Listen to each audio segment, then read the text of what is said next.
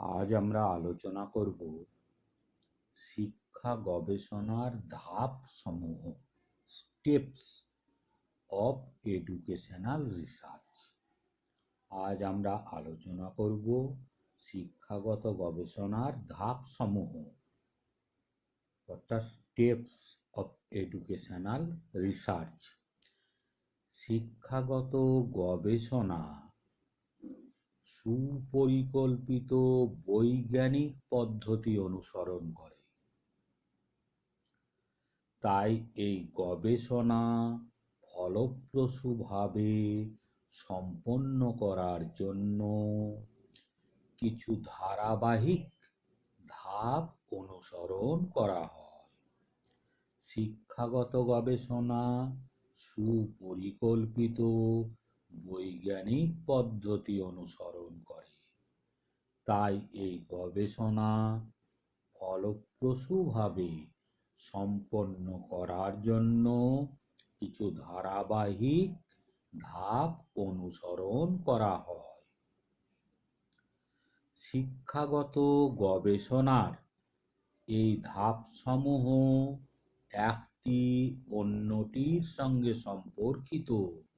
শিক্ষাগত গবেষণার এই ধাপসমূহ একটি অন্যটির সঙ্গে সম্পর্কিত। যদি কোনো একটি ধাপে পরিবর্তন আনা হয়, তাহলে পুরো প্রক্রিয়াটিতেও সেটি প্রতিফলিত হবে।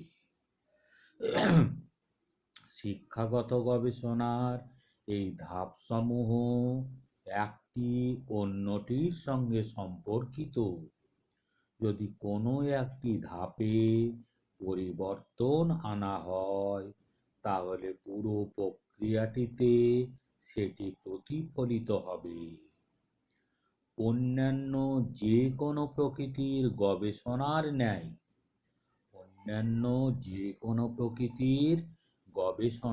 ন্যায় শিক্ষাগত গবেষণার পদ্ধতিগুলির মধ্যে কিছু ধাপ সংযুক্ত থাকে। অন্যান্য যে কোনো প্রকৃতির গবেষণার ন্যায় শিক্ষাগত গবেষণার পদ্ধতিগুলির মধ্যে কতকগুলি ধাপ সংযুক্ত থাকে।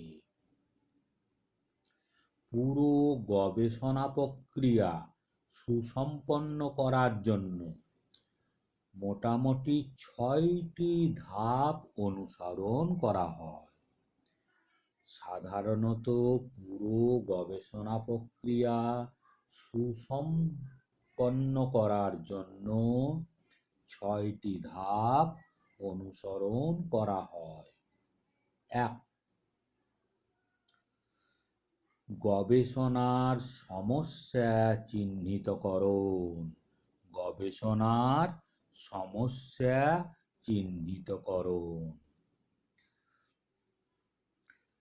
Identification the problem. Identify the problem. গবেষণার সমস্যা চিহ্নিতকরণ। 1 নম্বর ধাপ, আইডেন্টিফাই দি প্রবলেম, অর্থাৎ কি সমস্যা নিরূপণ বা সমাধানের উদ্দেশ্যে গবেষণা কার্য পরিচালনা করা হবে তার একটি বিস্তৃত ধারণা নেওয়া। কি সমস্যা নিরূপণ বা সমাধানের উদ্দেশ্যে গবেষণা কার্য পরিচালনা করা হবে তার একটি বিস্তৃত ধারণা নেওয়া। এর মধ্যে গবেষণার বিষয় বা ইস্যু নির্বাচন করা এবং এই বিষয়টি কেন গুরুত্বপূর্ণ সেটাও প্রমাণ করতে হবে। সেই সঙ্গে কে বা কারা এই গবেষণা থেকে উপকৃত হবে সেটিও চিহ্নিত করতে হবে। তাহলে কি হলো, এর মধ্যে গবেষণার বিষয় বা ইস্যু নির্বাচন করা এবং এই বিষয়টি কেন গুরুত্বপূর্ণ সেটাও প্রমাণ করতে হবে। সেই সঙ্গে কে বা কারা এই গবেষণা থেকে উপকৃত হবে সেটিও চিহ্নিত করতে হবে। 2. গবেষণা সংশ্লিষ্ট সাহিত্য পর্যালোচনা। গবেষণা সংশ্লিষ্ট সাহিত্য পর্যালোচনা এটি হচ্ছে রিভিউ দি রিলেটেড লিটারেচার। এটা হচ্ছে রিভিউ দি রিলেটেড লিটারেচার। গবেষণা সংশ্লিষ্ট সাহিত্য পর্যালোচনা। সংশ্লিষ্ট সাহিত্য হতে পারে কোনো জার্নাল, আর্টিকেল, ম্যাগাজিন, বই, সম্প্রতি ঘটে যাওয়া ঘটনা সম্পর্কিত কোনো তথ্য বা উপাত্ত। সংশ্লিষ্ট সাহিত্য হতে পারে কোনো জার্নাল, আর্টিকেল, ম্যাগাজিন, বই, সম্প্রতি ঘটে যাওয়া ঘটনা সম্পর্কিত কোনো তথ্য বা উপাত্ত।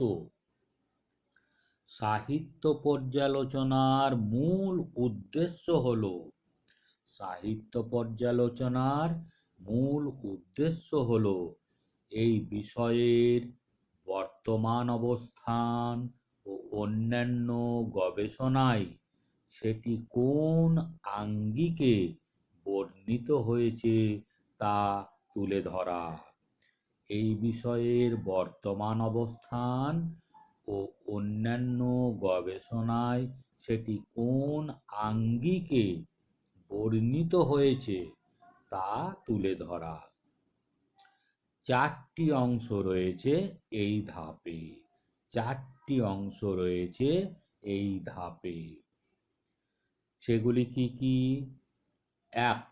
গবেষণার মূল শব্দসমূহ কি টার্মস চিহ্নিত করা। গবেষণার মূল শব্দসমূহ চিহ্নিত করা। সাধারণত 2 থেকে 3টি মূল শব্দ থাকে যা ইন্টারনেট থেকে সংশ্লিষ্ট সকল তথ্য খুঁজতে সাহায্য করে। সাধারণত 2 থেকে 3টি মূল শব্দ থাকে যা ইন্টারনেট থেকে সংশ্লিষ্ট সকল তথ্য খুঁজতে সাহায্য করে। 2. এই ধরনের বিষয় সম্পর্কিত গবেষণাসমূহের বিভিন্ন রকমের তথ্য ও উপাত্ত একত্রিত করা। 2. এই ধরনের বিষয় সম্পর্কিত গবেষণাসমূহের বিভিন্ন ধরনের তথ্য ও উপাত্ত একত্রিত করা। 3. সতর্কতার সঙ্গে গবেষণার সমস্যার সঙ্গে সম্পর্কিত সাহিত্যমূলক মূল্যায়ন ও নির্বাচন করা। 3. সতর্কতার সঙ্গে গবেষণার সমস্যার সঙ্গে সম্পর্কিত সাহিত্যসমূহ মূল্যায়ন ও নির্বাচন করা। 4. বড় ক্যাটাগরি বা কাঠামোতে এই সাহিত্যসমূহ ভাগ করা। 4. বড় ক্যাটাগরি বা কাঠামোতে এই সাহিত্যসমূহ ভাগ করা। এই 4টি। সংশ্লিষ্ট সাহিত্য পর্যালোচনার জন্য ধারণা মানচিত্র কনসেপ্ট ম্যাপ তৈরি করলে সহজেই তথ্যসমূহ চিহ্নিত করা সম্ভব। সংশ্লিষ্ট সাহিত্য পর্যালোচনার জন্য ধারণা মানচিত্র অর্থাৎ কনসেপ্ট ম্যাপ তৈরি করলে সহজেই তথ্যসমূহ চিহ্নিত করা সম্ভব। তাহলে দুটি ধাপ আমরা দেখলাম, এক হচ্ছে গবেষণার সমস্যা চিহ্নিতকরণ, দুই হচ্ছে গবেষণা সংশ্লিষ্ট সাহিত্য পর্যালোচনা। গবেষণা সংশ্লিষ্ট সাহিত্য পর্যালোচনার হচ্ছে 4টি অংশ, সেটি আমরা আলোচনা করলাম। 3 নম্বর, গবেষণার উদ্দেশ্য নির্ধারণ, specifying research purpose. Specifying research purpose, গবেষণার উদ্দেশ্য নির্ধারণ। এই ধাপে গবেষণার উদ্দেশ্য নির্ধারণ করা হয়ে থাকে এবং সেই উদ্দেশ্য অনুযায়ী গবেষণার প্রশ্ন নির্বাচন করা হয় এবং কিছু কিছু ক্ষেত্রে অনুমিত সিদ্ধান্ত গ্রহণ করা হয়। তাহলে গবেষণার উদ্দেশ্য নির্ধারণ কি? এই ধাপে গবেষণার উদ্দেশ্য নির্ধারণ করা হয়ে থাকে এবং সেই উদ্দেশ্য অনুযায়ী গবেষণার প্রশ্ন নির্বাচন করা হয় এবং কিছু কিছু ক্ষেত্রে অনুমিত সিদ্ধান্ত গ্রহণ করা হয়। গবেষণার প্রশ্ন সবসময় গবেষণার উদ্দেশ্যকে সংকীর্ণ আকারে সুনির্দিষ্ট উত্তর পাওয়ার জন্য তৈরি করা হয়। গবেষণার প্রশ্ন সবসময় গবেষণার উদ্দেশ্যকে সংকীর্ণ আকারে সুনির্দিষ্ট উত্তর পাওয়ার জন্য তৈরি করা হয়। গবেষণা পদ্ধতি নির্বাচনের পূর্বেই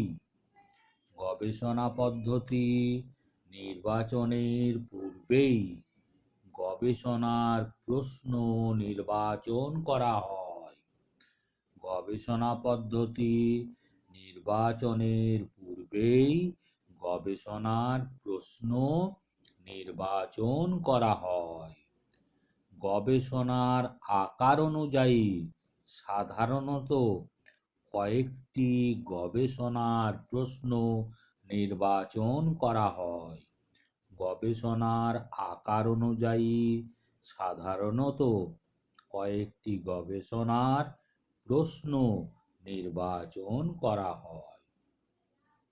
4 নম্বর, গবেষণা পদ্ধতি নির্বাচন,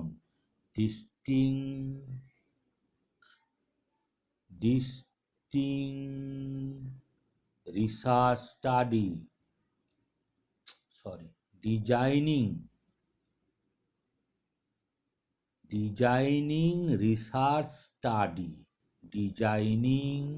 রিসার্চ স্টাডি, গবেষণা পদ্ধতি নির্বাচন। গবেষণা প্রশ্নের রিসার্চ কোশ্চেন উত্তর পাওয়ার জন্য কোন পদ্ধতি সবচেয়ে বেশি উপযোগী তা ঠিক করা হয়। গবেষণার প্রশ্নের রিসার্চ কোশ্চেন উত্তর পাওয়ার জন্য কোন পদ্ধতি সবচেয়ে বেশি উপযোগী তা ঠিক করা হয়। 3 ধরনের গবেষণা পদ্ধতি রয়েছে, যেমন গুণগত, কোয়ালিটেটিভ গুণগত গবেষণা, পরিমাণগত কোয়ান্টিটেটিভ গবেষণা ও মিশ্র গবেষণা পদ্ধতি, mixed qualitative quantitative and mixed research method, অর্থাৎ গুণগত গবেষণা, পরিমাণগত গবেষণা ও মিশ্র গবেষণা পদ্ধতি। গবেষণা পদ্ধতির ওপর ভিত্তি করে পুরো গবেষণা কার্য পরিচালিত হয়। গবেষণা পদ্ধতি তিন ধরনের আছে: গুণগত গবেষণা, কোয়ালিটেটিভ, কোয়ান্টিটেটিভ অ্যান্ড মিক্সড, অর্থাৎ গুণগত গবেষণা, পরিমাণগত গবেষণা ও মিশ্র গবেষণা পদ্ধতি। গবেষণা পদ্ধতির ওপর ভিত্তি করে পুরো গবেষণা কার্য পরিচালিত হয়। এই ধাপে গবেষণার তথ্য বিশ্ব,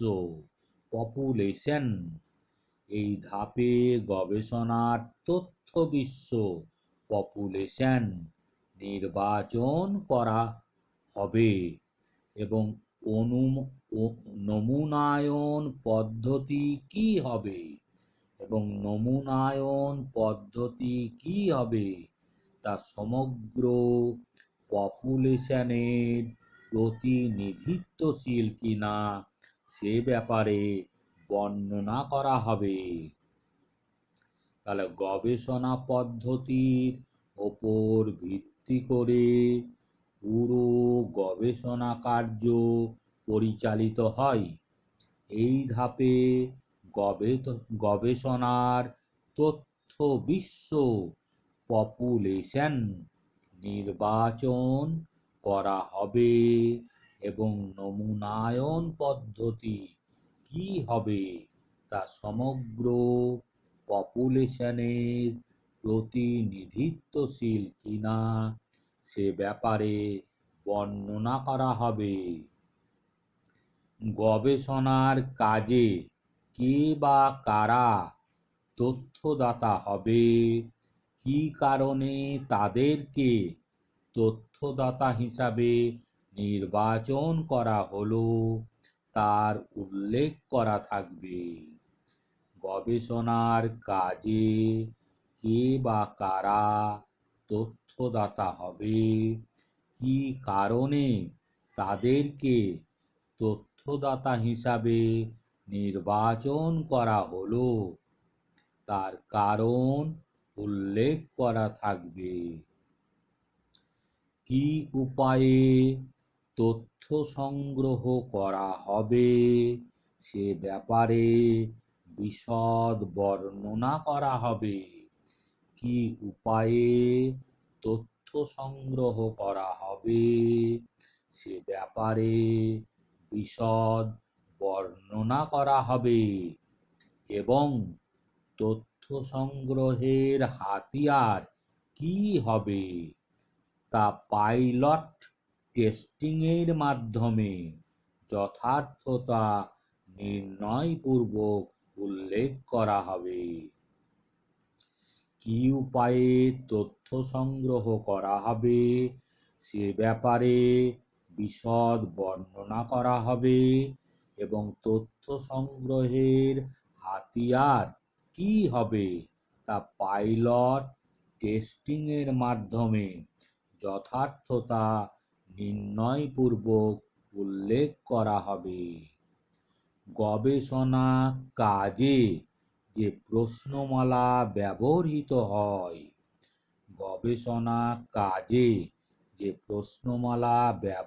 হয়, তা সাধারণত তিনটি অনুমানের ওপর ভিত্তি করে প্রস্তুত করা হয়।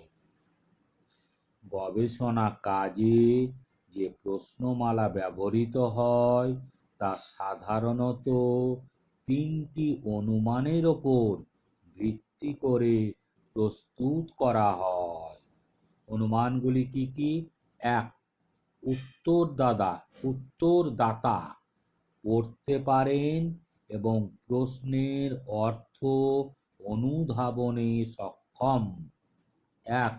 উত্তরদাতা পড়তে পারেন এবং প্রশ্নের অর্থ অনুধাবনে সক্ষম। 2. প্রশ্নের উত্তর প্রদানের মতো তথ্য উত্তরদাতার নিকট রয়েছে। 2. প্রশ্নের উত্তর প্রদানের মতো তথ্য উত্তরদাতার নিকট রয়েছে। 3. উত্তরদাতা সম্পূর্ণ সততার সঙ্গে উত্তর প্রদানে সম্মত। 3. উত্তরদাতা সম্পূর্ণ সততার সঙ্গে উত্তর প্রদানে সম্মত। তাহলে 4টি ধাপ আমরা কি দেখলাম? এক হচ্ছে গবেষণার সমস্যা চিহ্নিতকরণ। 2. গবেষণা সংশ্লিষ্ট সাহিত্য পর্যালোচনা। 3. গবেষণার উদ্দেশ্য নির্ধারণ। 4. গবেষণা পদ্ধতি নির্বাচন। 5 নাম্বার, তথ্য বিশ্লেষণ ও ব্যাখ্যা করা, analysing and interpreting the data. Analysing and interpreting the data, তথ্য বিশ্লেষণ ও ব্যাখ্যা করা। প্রথমে তথ্যগুলি পরিষ্কারভাবে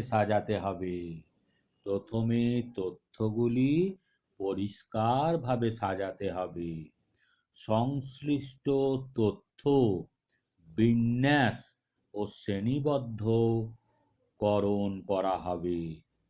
সংগৃহীত তথ্য বিন্যাস ও শ্রেণীবদ্ধকরণ করা হবে।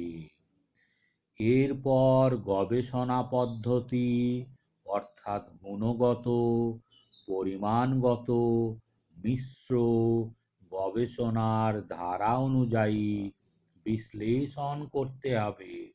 এরপর গবেষণা পদ্ধতি অর্থাৎ গুণগত, পরিমাণগত, মিশ্র গবেষণার ধারা অনুযায়ী বিশ্লেষণ করতে হবে। তাহলে কি হলো? তথ্য বিশ্লেষণ ও ব্যাখ্যা করা। প্রথমে তথ্যগুলি পরিষ্কারভাবে সাজাতে হবে। সংগৃহীত তথ্য বিন্যাস ও শ্রেণীবদ্ধকরণ করা হবে। এরপর গবেষণা পদ্ধতি অর্থাৎ গুণগত, পরিমাণগত, মিশ্র গবেষণার ধারা অনুযায়ী বিশ্লেষণ করতে হবে। তথ্য বিশ্লেষণ করা শেষ হয়ে গেলে আনুমানিক যে সিদ্ধান্ত গ্রহণ করা হয়েছিল সেটির যৌক্তিকতা যাচাই করতে হবে। তথ্য বিশ্লেষণ করা শেষ হয়ে গেলে আনুমানিক যে সিদ্ধান্তটি গ্রহণ করা হয়েছিল সেটির যৌক্তিকতা যাচাই করতে হবে। যাচাই পর্বের পর এর গ্রহণযোগ্যতা দেখা দিলে সিদ্ধান্তটি গৃহীত হবে। যাচাই পর্বের পর এর গ্রহণযোগ্যতা দেখা দিলে সিদ্ধান্তটি গৃহীত হবে। অন্যথায় এটিকে একেবারে বর্জন করতে হবে কিংবা দেখতে হবে সংশোধন করা সম্ভব কিনা।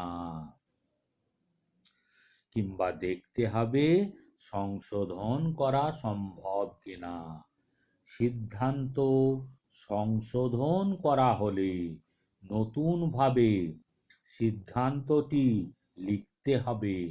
সিদ্ধান্ত সংশোধন করা সম্ভব হলে নতুনভাবে সিদ্ধান্তটি লিখতে হবে এবং তার ভিত্তিতে আবার তথ্য তথ্য সংগ্রহ পর্যায়ে ফিরে যেতে হবে এবং তার ভিত্তিতে আবার তথ্য সংগ্রহ পর্যায়ে ফিরে যেতে হবে, অর্থাৎ নতুনভাবে পরীক্ষণটি শুরু করতে হবে। অর্থাৎ নতুনভাবে পরীক্ষণটি শুরু করতে হবে।